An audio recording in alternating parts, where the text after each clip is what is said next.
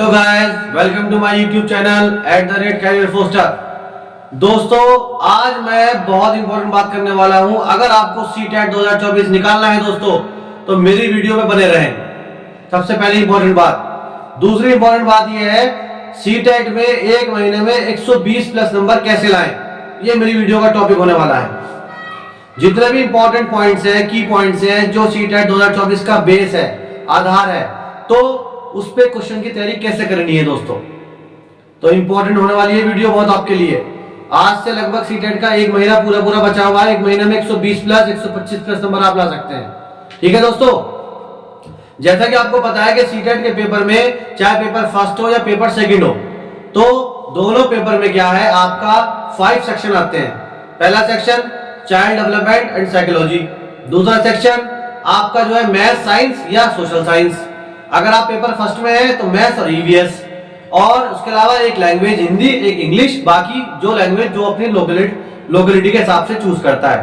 पर निकालना है तो एक मूल मंत्र दे रहा हूं आपको, बहुत इंपॉर्टेंट मूल मंत्र है। वो मूल मंत्र ये है, दिमाग में बसा लेना वाली बात, कि चाइल्ड सेंटर्ड, पूरा पेपर चाइल्ड सेंटर्ड है, टीचर का कुछ नहीं है उसमें।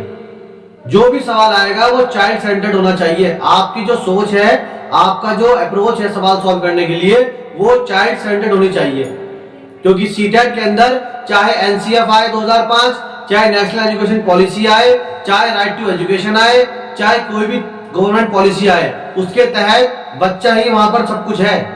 जो स्टूडेंट्स है वही सब कुछ है, टीचर का हाथ में कुछ नहीं है।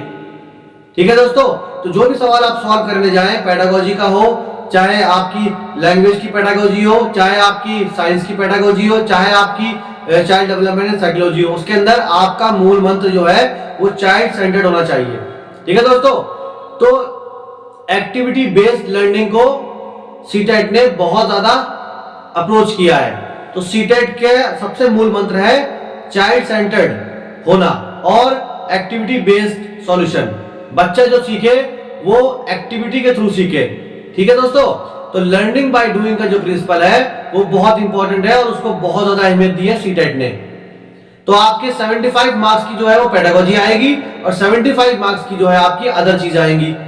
15 नंबर की मैथ्स, 15 की पेडागोजी, 15 नंबर की साइंस, 15 की पेडागोजी, 15 नंबर की जो है साइकोलॉजी, 15 की पेडागोजी, 15 की हिंदी लैंग्वेज, 15 की उसकी पेडागोजी, और 15 की इंग्लिश लैंग्वेज, और 15 की पेडागोजी।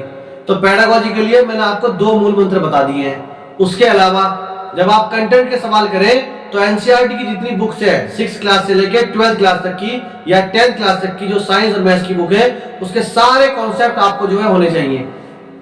तो आप देर ना करें, जिसको नहीं आती मैथमेटिक्स वो 6th क्लास से लेकर 8th क्लास तक की जितने भी एनसीईआरटी की बुक्स है उनके अंदर जितने कॉन्सेप्ट है सबको समझ लें। सबसे बेसिक बता रहा हूं। उसके अलावा अरिहंत की या किसी भी सीटेट की एक इंपॉर्टेंट बुक खरीद ले जिसके अंदर प्रैक्टिस पेपर होंगे और ओल्ड क्वेश्चन जो है सॉल्व होंगे। जितने भी, अगर आप 2011 से लेकर 2023 तक के जितने भी क्वेश्चन पेपर है सबको अगर सॉल्व कर लेते हैं, 10 साल के पेपर, आप 10 भी छोड़ो, आप 5 साल के पेपर सॉल्व कर लो। कितने 4 सेट होते हैं ABCDE, 4 के 4 सेट में आप 5 साल के पेपर सॉल्व कर लो इस एक महीने में। आज 21 तारीख में है, 21 जनवरी को पेपर है आपका 2024 सीटेट। तो आप क्या करें, इन पेपर को सॉल्व कर ले। प्रीवियस ईयर के जो क्वेश्चंस हैं वो यूट्यूब से छान ले। मेरा खुद का यूट्यूब चैनल है और मैं खुद सीटेट की प्रिपरेशन कराता हूं। फुल पैकेज आपको मिलेगा, मेरे चैनल को सब्सक्राइब कर ले। आपको EVS, pedagogy, NCF, national education policy, उसके अलावा मैथमेटिक्स के क्वेश्चंस, प्रीवियस ईयर के क्वेश्चंस, जितने भी जो क्वेश्चंस हैं और जो न्यू क्वेश्चंस बन रहे हैं वो सारे क्वेश्चंस जो है किस तरह पूछे जाने वाले हैं, क्या उनकी इंपॉर्टेंस होने वाली है, सारी आपको मेरे चैनल पे मिल जाएगी। मेरे चैनल पे जाके प्लेलिस्ट खोल लेना, सीटेट की सारी वीडियो आपको मिल जाएंगी। ठीक है दोस्तों, तो सीटेट 2024 21 जनवरी को होगा। उसके लिए ये इंपॉर्टेंट और अहम बातें मैंने आपकी मूल मंत्र था 120 नंबर लाने का। ठीक है, अब पेडागोजी को छोड़ के हम बात करते हैं साइकोलॉजी और चाइल्ड डेवलपमेंट में। उसमें कोहलर, स्किनर, उसके अलावा आपका जो है ये कुछ फिलोसोफर है जिनकी सोच जो है बच्चों को लर्निंग सिखाने के लिए किस तरह होनी चाहिए। तो इनकी अप्रोच को आप पढ़ के जाएं, इनके बारे में रट के ना जाएं कि उसने जो है ये स्टेटमेंट दिया, उसने ये स्टेटमेंट दिया। नहीं, स्टेटमेंट डायरेक्ट नहीं पूछता सीटेट। सीटेट पूछेगा कि उस थ्योरी का एप्लीकेशन यूज क्या है बच्चे के लिए, आप किस कंडीशन के ऊपर, किस सवाल के ऊपर उस थ्योरी को लगा के आप उसका रिजल्ट निकाल सकते हो या उसका आंसर 4 ऑप्शन में ढूंढ सकते हो। कुछ क्वेश्चन डायरेक्ट आ सकते हैं, तो उन क्वेश्चंस को तो याद करना ही पड़ेगा आपको। जो उनके कीवर्ड्स हैं इंपॉर्टेंट, वो आपको याद करने पड़ेंगे।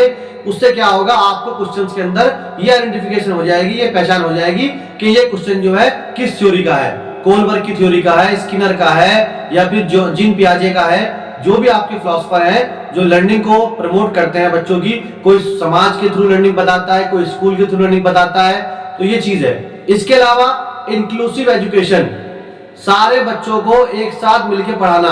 कोई अगर आपका अपाहिज है, अपंग है, पीडब्ल्यूडी है या विजुअल इंपेयर्ड है, कोई भी उसमें शारीरिक बनावट में दिक्कत है अगर, तो उसको आप जो है कम ना समझें। टीचर का ये मेन जो है ऑब्जेक्टिव होना चाहिए कि एक क्लास के अंदर जितने बच्चे हैं वो सब इंक्लूसिव एजुकेशन के अंदर आने चाहिए। तो इंक्लूसिव एजुकेशन का माहौल बहुत जरूरी है।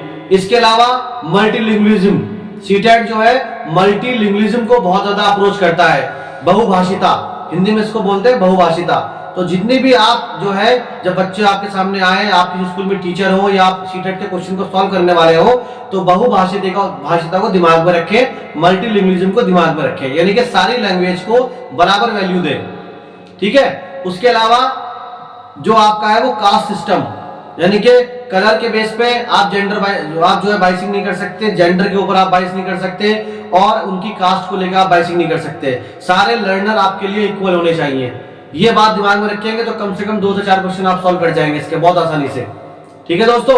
उसके अलावा जो